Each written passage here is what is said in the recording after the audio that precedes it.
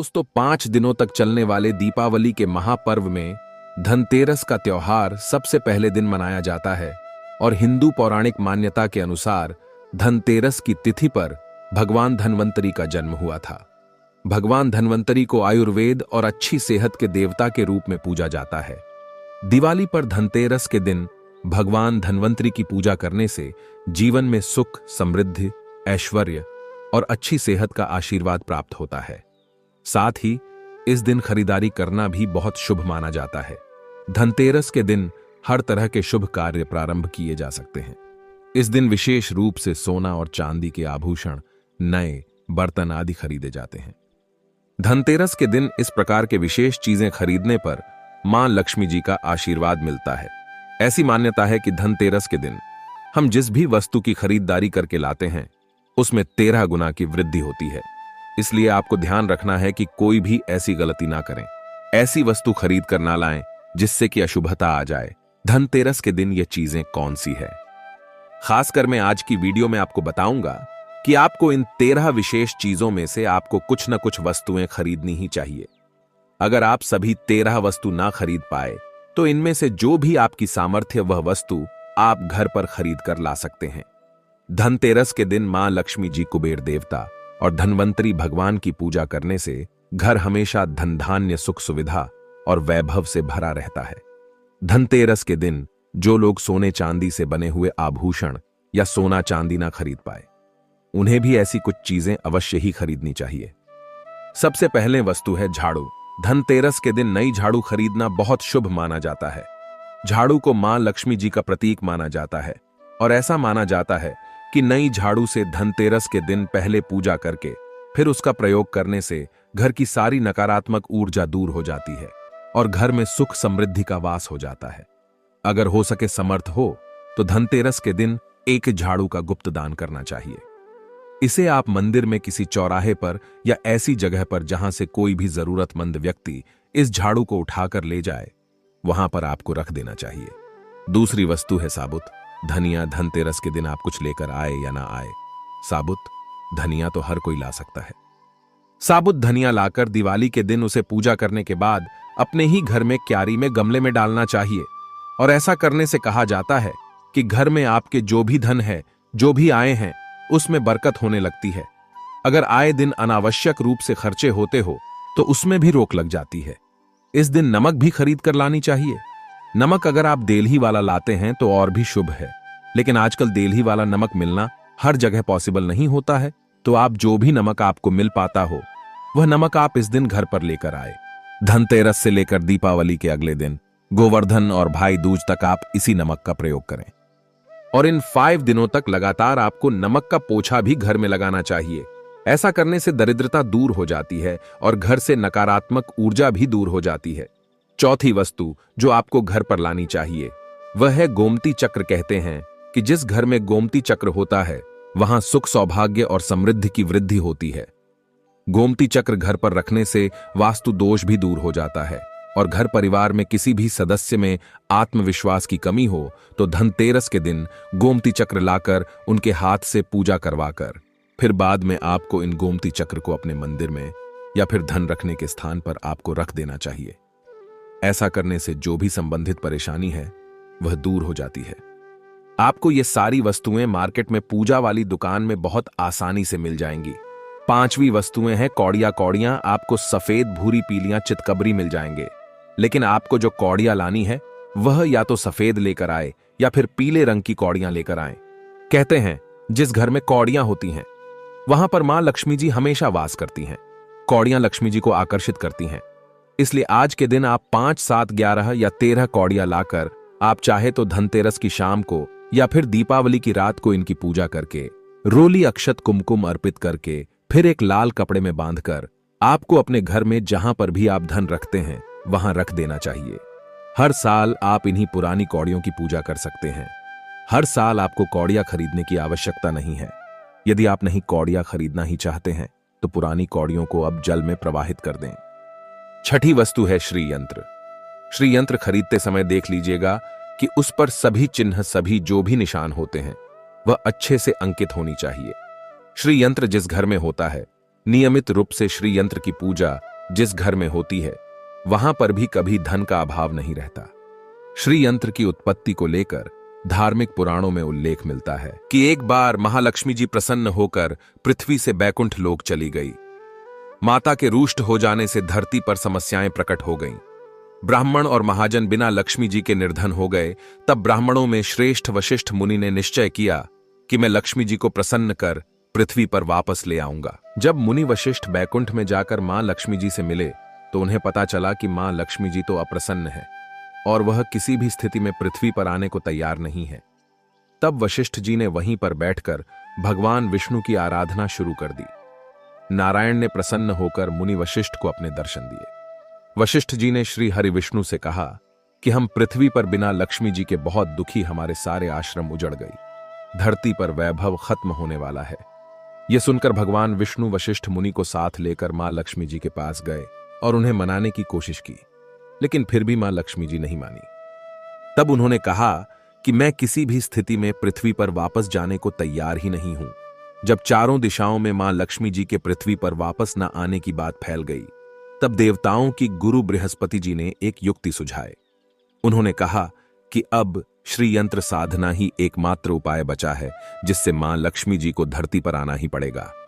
गुरु बृहस्पति जी के निर्देशों से श्री हरि ने धातु पर श्री यंत्र का निर्माण किया और उसे मंत्र सिद्ध प्राण प्रतिष्ठा युक्त करते हुए दीपावली के 2 दिन पूर्व धन त्रयोदशी को श्री यंत्र पर स्थापित करके विधि विधान से उसका पूजन किया। पूजन समाप्त होते होते माता लक्ष्मी जी को वहां आना ही पड़ा और वे बोली कि मैं किसी भी स्थिति में यहां आने के लिए तैयार नहीं थी। यह मेरा प्रण था, परंतु बृहस्पति जी की युक्ति से मुझे आना ही पड़ा। श्रीयंत्र मेरा आधार है और इसी में मेरी आत्मा भी बसती है। यही कारण है कि धनतेरस के दिन श्री यंत्र खरीदना चाहिए और अपने घर में स्थापित करना चाहिए। 7वीं वस्तु है 7 मुखी रुद्राक्ष की माला या फिर 7 मुखी रुद्राक्ष। अगर आप धनतेरस के दिन 7 मुखी रुद्राक्ष को घर पर लाते हैं और फिर उसकी विधि विधान से पूजा करते हैं या भगवान शिव की पूजा में आप इस रुद्राक्ष को प्रयोग करते हैं, किसी भी मंत्र का जाप करते हैं, तो उससे भी आपके घर में कभी परेशानी नहीं आती। किसी प्रकार का कोई अकाल मृत्यु का भय नहीं रहता, क्योंकि दीपावली दीपों का त्योहार होता है और इस दिन अपने घर में अपने सामर्थ्य के अनुसार दीपक जलाए जाते हैं। धनतेरस के दिन भी दीप जलाने चाहिए। अगर आप चाहते हैं आपके घर में साक्षात मां लक्ष्मी जी का वास सदा बना रहे, पूरे वर्ष भर आपके घर में धन की कोई कमी ना रहे, आपको कभी कर्ज लेने की नौबत ना आए, तो ऐसे में धनतेरस की शाम को आप 13 दीपक घर के अंदर और 13 दीपक घर के बाहर जलाएं। ऐसा करने से भी मां लक्ष्मी जी का आशीर्वाद प्राप्त होता है। और धनतेरस के दिन 8वीं जो वस्तु है वह आपको मिट्टी के दीपक जरूर खरीद कर लानी चाहिए। मिट्टी के दीपक आप अपनी सामर्थ्य के अनुसार खरीद कर ला सकते हैं। अगर हो सके तो किसी जरूरतमंद को, जहां पर धन का अभाव हो, ऐसे घर में आप मिट्टी के दीपक का तेल सहित और बाती रुई सहित दान भी कर सकते हैं। 9वीं वस्तु है जो आपको खरीद कर लानी चाहिए, वो है लक्ष्मी जी और गणेश जी की मूर्ति। वैसे तो मिट्टी की मूर्ति ही घर पर लाना शुभ होता है, लेकिन यदि आप मिट्टी की मूर्ति ना लाना चाहे तो धातु की मूर्ति, जैसे कि आप चांदी की, सोने की, पीतल की मूर्ति भी घर पर ला सकते हैं। अगर आपके पास पहले से ही मूर्तियां हैं तो आज जरूरी नहीं है कि हर दीपावली पर मूर्ति खरीदी धातु की मूर्तियां हैं तो हर साल आप मूर्ति ना खरीदें।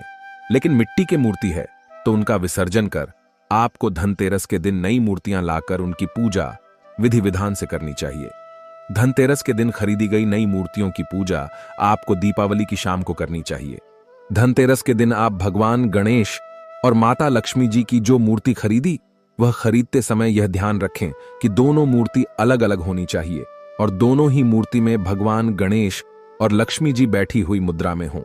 खड़ी हुई मुद्रा में लाई गई जो मूर्तियां होती हैं वह उग्र स्वभाव की और चंचल मानी जाती हैं। अगर आप खड़ी मुद्रा वाली मूर्तियां लेकर आते हैं तो ऐसे में धन का भाव आपके घर में लगातार बना रह सकता है। और आपको ध्यान रखना है कि जो मूर्ति आप लेकर आए वह कहीं से भी खंडित ना हो, टूटी भी ना हो। गणेश की प्रतिमा खरीदते समय ध्यान रखें कि उनकी जो सूंड है वह बाईं तरफ मुड़ी हुई हो और उनका वाहन मूषक भी उस मूर्ति में जरूर बना हो। और भगवान गणेश के हाथ में लड्डू या मोदक भी होना चाहिए। और लक्ष्मी जी की जो मूर्ति है वह कमल के फूल पर विराजित होनी चाहिए और उनके हाथ में सिक्के हो या फिर सिक्के गिरने वाली अवस्था में हो। ऐसी मूर्तियां घर पर लाना बहुत शुभ होता है। बहुत से लोग आज के दिन उल्लू पर विराजमान मूर्ति या फिर तस्वीर घर पर लेकर आते हैं, लेकिन आपको हाथी या फिर कमल के फूल पर विराजमान लक्ष्मी जी की मूर्ति या तस्वीर ही घर पर लानी चाहिए। कभी भी प्लास्टिक ऑन ऑफ पेरिस, जिसे पीओपी कहते हैं, प्लास्टिक की मूर्तियां इस दिन नहीं खरीदनी चाहिए और ना ही पूजा में उनका प्रयोग करना चाहिए। आप केवल मिट्टी की या फिर धातु की मूर्ति ही लेकर आए। अष्ट धातु की मूर्ति भी आप ला सकते हैं। धनतेरस के दिन आपको जो 10वीं वस्तु खरीदनी चाहिए वह है कुबेर यंत्र। कुबेर यंत्र जिस घर में होता है वहां पर धन के देवता कुबेर का वास होता है।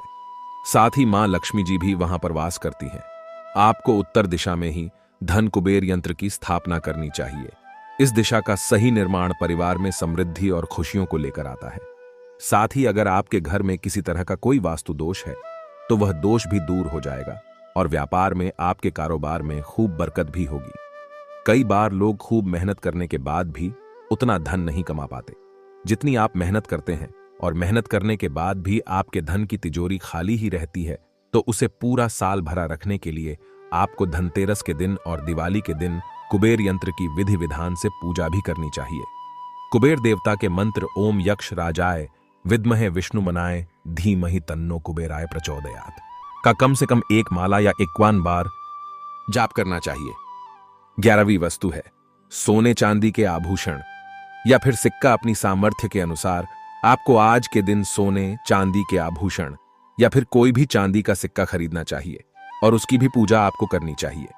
यदि आपकी सामर्थ्य ना हो तो आप सोने चांदी के आभूषण की बजाय मिट्टी के बर्तन या एक चम्मच भी आज के दिन यदि खरीद कर घर लाते हैं तो उससे भी आपके घर में पूरे साल खूब बरकत होती है।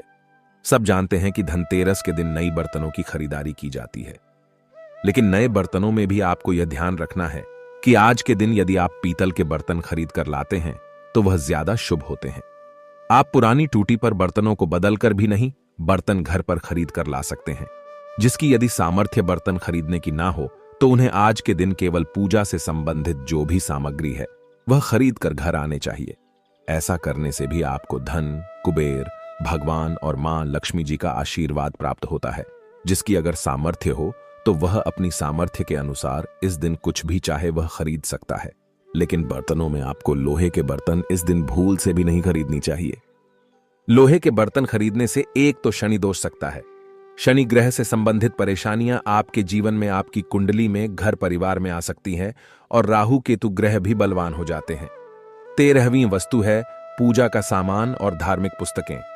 अगर आप अब तक बताई गई सभी 12 वस्तुएं खरीदने में असमर्थ है तो आज के दिन यदि आप अपने घर में पूजा से संबंधित कोई भी वस्तु खरीद कर लाते हैं, जैसे कि मिट्टी के दिए वगैरह कुछ भी लेकर आते हैं, तो उससे भी आपको धनतेरस के दिन की गई पूजा का पुण्य अवश्य ही प्राप्त होता है। अगर आपको पूजा से संबंधित कुछ सामान लाना है, जैसे कि रोली, अक्षत, कुमकुम, कलावा या फिर कोई भी सामान, लौंग, इलायची, पान, सुपारी, बताशा, तो वह भी आप इस दिन खरीद कर ला सकते हैं। इसके अलावा धार्मिक पुस्तकों में जैसे कि व्रत कथाएं हैं या फिर पूरे हफ्ते पढ़ने वाले जो भी व्रत त्योहार हैं और आरतियों की किताबें, और अगर आप पढ़ते हो तो आप पुराण भी आप अपने घर पर ला सकते हैं। और पुराण घर पर लाने के बाद जब भी आपको समय हो तो खुद ही पढ़ना चाहिए और दूसरों को भी पढ़कर सुनाना चाहिए। ये सारी वस्तुएं यदि आप इनमें से कुछ भी ऐसा भी वस्तु की खरीद कर लाते हैं तो उसे कहा जाता है कि आपके घर में पूरे वर्ष मां लक्ष्मी जी की कृपा बनी रहती है। घर में कभी भी आपको कर्ज लेने की स्थिति नहीं आएगी। आप जितना भी कमाएंगे उसमें आपको 13 गुना की वृद्धि मिलेगी। दोस्तों, ये थे आज के जानकारी। इसी तरह के और भी जानकारी पाने के लिए हमारे चैनल प्राचीन ज्ञान को सब्सक्राइब करना न भूलें। और हाँ, वीडियो को ज़्यादा से ज़्यादा शेयर करें। आपके एक शेयर किसी की जीवन में खुशहाली ला सकता है। धन्यवाद, नमस्कार and thanks for watching my video.